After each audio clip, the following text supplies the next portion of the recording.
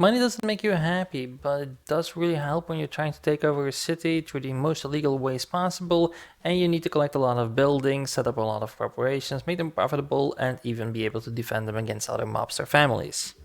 Hi, I'm Epokk from Minigame Guides, and today we're going to tell you how you can get rich in Empire of Sin.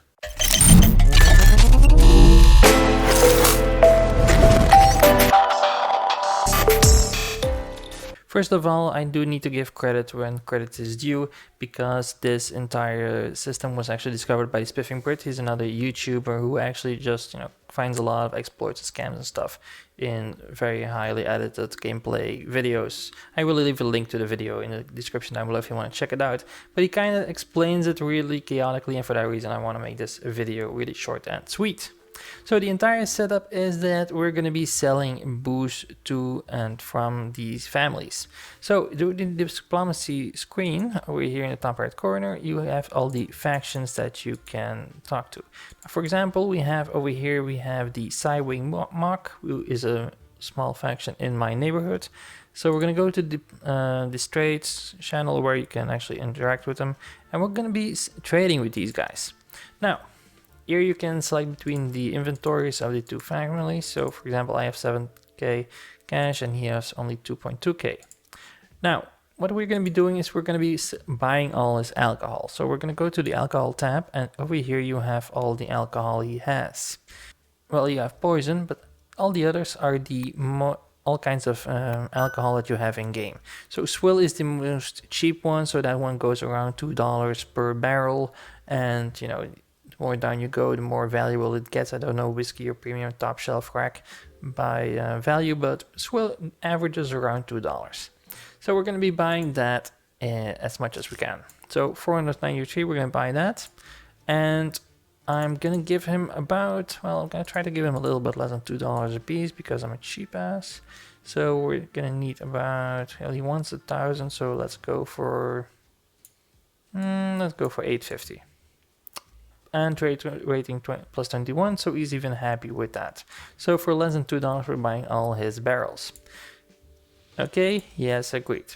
Now, next up, for the part 2 of this plan, which is fantastic, is we're going to go to the factions, and we're going to select a faction with a specific image as avatar. So these are all the bosses that you had to choose through when you start in the game. And over here you have these minor factions. Now you can see that in the top left corner. So we have the Divine O'Kanes, we have the Sebastian Sin Soldiers, we have the O'Malley Butchers. Just look for a minor faction. Now why we want one of these is because they have unlimited cash, and we really want unlimited cash because we're going to be selling a lot of alcohol to these guys. So first off, we're going to go to trade, just like we did before, but this time we're going to be selling our swill.